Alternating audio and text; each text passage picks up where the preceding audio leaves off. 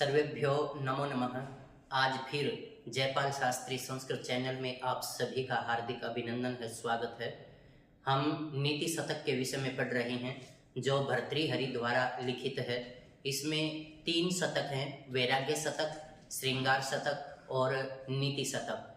तो हमारे जो परीक्षा है, पाठ्यक्रम है बीए प्रथम वर्ष अचटेट या नेट, उसके अंदर ये नीति शतक के 1 से लेकर के 50 श्लोक लगे हुए हैं।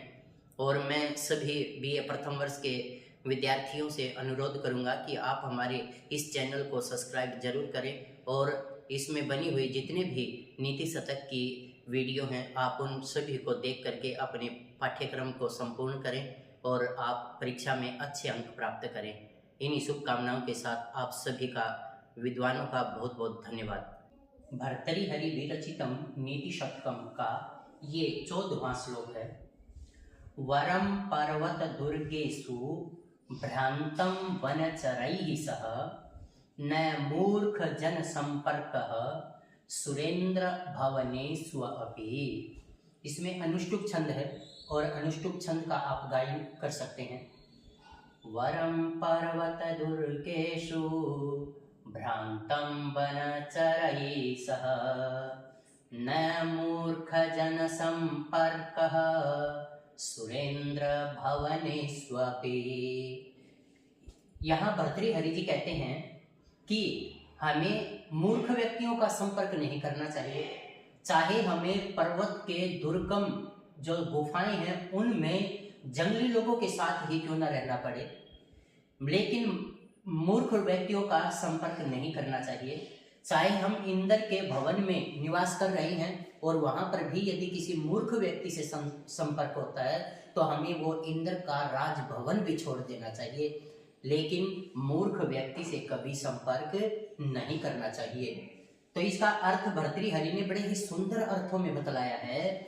भर्तृहरि मानव मात्र को उपदेश देते हुए कहते हैं कि मनुष्य को सदा सत्पुरुषों विद्वानों की संगति करनी चाहिए।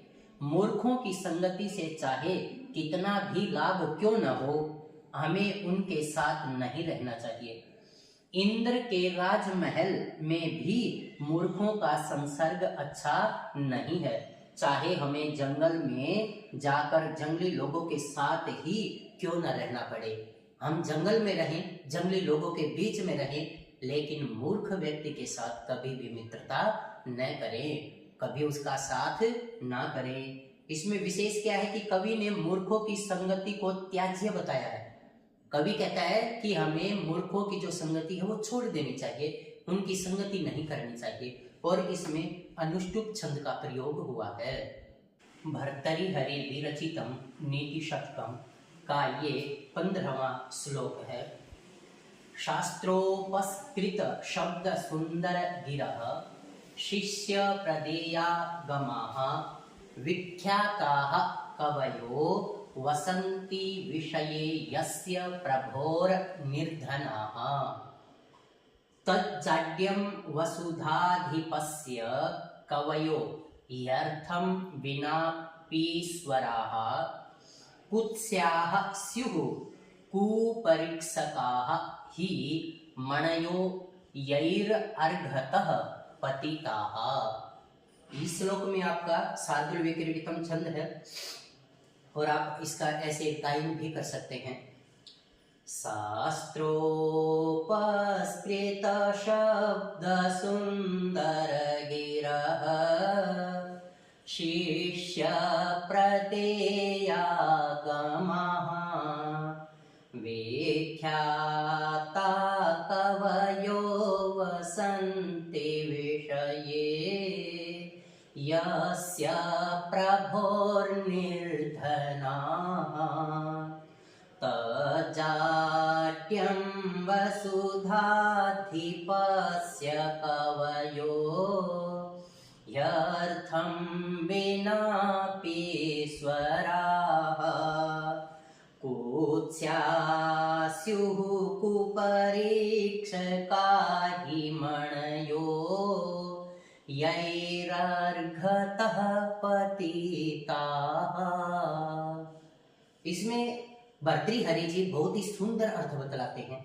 कहते हैं कि शास्त्रों, वेद आदि शास्त्रों से परिष्कृत किए हुए सुंदर जो वाणी के हैं उन शब्दों को जो प्रदान करने वाले, बहुत ही सुंदर उक्तियां देने वाले, शिष्य प्रदेय आगमः और शिष्य के लिए योग्य ज्ञान देने वाले, विख्यातः प्रसिद्ध कवयः कवि वसंती, यदि किसी के देश में निवास करते हैं, जो प्रसिद्ध कवि किसी भी राजा के देश में, राज्य में यदि निर्धन अवस्था में निवास करते हैं तो तज जाड्यम वसुधाधिपस्य, तो कहता है कि यहाँ उस राजा की ही मूर्खता है कि उसके राज्य में इस प्रकार के विद्वान जो बहुत ही अच्छा ज्ञान रखते हैं वो निर्धन जीवन व्यतीत करते हैं, तो इसमें राजा का ही मूर्खता है। यर्थम विना ईश्वरः, लेकिन वे कभी धन के अभाव में भी समर्थ ही होते हैं। कुत्स्यः स्युः कुपरीक्षकाः हि मणयो यैर अर्घतः पतितः, और वो राजा लोग उनका आदर मान सम्मान न करने के कारण उसी प्रकार निंदा को प्राप्त हो जाते हैं जिस प्रकार विशेष बहुमूल्यवान रत्न की कम कीमत आंकने वाला जो कुपरीक्षक है, बुरा निरीक्षण करने वाला है, वो व्यक्ति निंदा को प्राप्त हो जाता है। तो यहाँ भर्तृहरि जी क्या कहते हैं कि वेद आदि शास्त्रों से शुद्ध हुई सुंदर वाणी वाले, शिष्यों को देने योग्य ज्ञान वाले, प्रसिद्ध कविगण जिस राजा के राज्य में निर्धन होकर रहते हैं, यह उस राजा की मूर्खता है। निश्चय ही कविगण धन के बिना भी समर्थ होते हैं, अर्थात उनकी ज्यादा आवश्यकताएं नहीं होती और वो अपना गुजारा निर्धनता में भी कर लेते हैं। जिन परीक्षकों द्वारा मणियों का कम मूल्य आंका जाता है वे गलत परीक्षक निंदा के योग्य हैं। उसी प्रकार राजा भी अपने राज्य में रहने वाले विद्वानों की यदि कीमत नहीं समझता, उनका मान सम्मान नहीं करता, तो वो राजा भी निंदा को प्राप्त हो जाता है।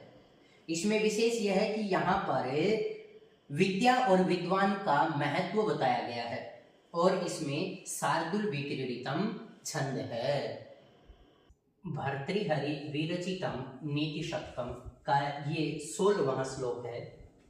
हर्तुर्याति न गोचरम किमपि संपुषणाति यत् सर्वदा प्यर्थिभ्यः प्रतिपाद्यमानम निशं प्राप्नोति वृद्धिं परां कल्पान्तेष्वपि न प्रयाति निधनं विद्याख्यमन्तरधनं येषां तान् प्रति मान मुज्झत निर्पः कस्तैः सह स्पर्धते।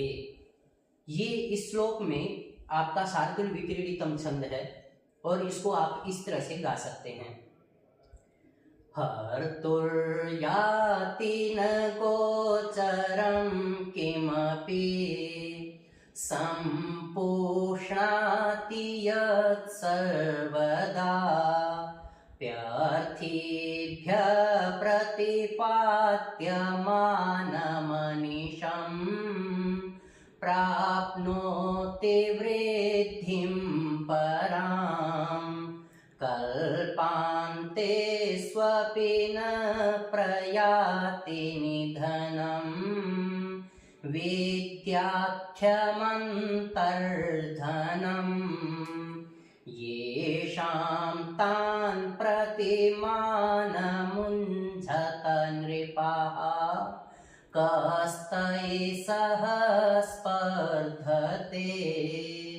भर्तृहरि जी इस श्लोक का अर्थ करते हुए बताते हैं कि हर्तुः याति न गोचरम किमपि संपुषणाति यत् सर्वदा, अर्थात जो विद्वानों की जो इंद्रियां हैं उनके द्वारा जो प्राप्त की गई विद्या आदि है उसको कोई भी चुरा नहीं सकता, अर्थात उनकी विद्या हमेशा संपुषणाति अर्थात पालन पोषण करने वाली ही बनती है। अर्थिभ्यः प्रतिपाद्यमानम अनिशम प्राप्नोति वृद्धिं परम, और जो विद्वान उस विद्या को जो चाहने वाले हैं उन्हें यदि प्रदान करते हैं तो वो व्यक्ति दिन रात वृद्धि को प्राप्त करता है। कल्पान्तेष्वपि न प्रयाति निधनम, कहता है कि कल्प कल्पांतर तक अर्थात युग युगों तक उसका निधन नहीं होता, वो समाप्त नहीं होती। विद्याख्या मंत्र धनम, अर्थात जो विद्या रूपी धन है वो युग युगों तक विद्यमान रहता है, वो कभी समाप्त नहीं होता। ये साम तान प्रति मानम उज्जत, और जो राजा लोग इस प्रकार के विद्वानों के साथ यदि अपनी तुलना करते हैं तो कहता है कि निरपाह कस्तैः स्पर्धते, तो वे राजा किसके साथ अपनी स्पर्धा कर रहे हैं, अर्थात उन्हें विद्वानों के साथ कोई स्पर्धा नहीं करनी चाहिए। क्यों? क्योंकि एक श्लोक आपने सुना होगा कि विद्वत्वम च नृपत्वम च नैव तुल्यम कदाचन, स्वदेशे पूज्यते राजा विद्वान सर्वत्र पूज्यते, अर्थात जो विद्वान होते हैं वो सब जगह पूजे जाते हैं, लेकिन जो राजा होता है वो केवल अपने ही देश में पूजा जाता है। इसलिए राजा और विद्वान में कभी तुलना नहीं हो सकती। इसलिए यहाँ पर भर्तृहरि जी ने बहुत ही सुंदर अर्थ बनाया है इसका।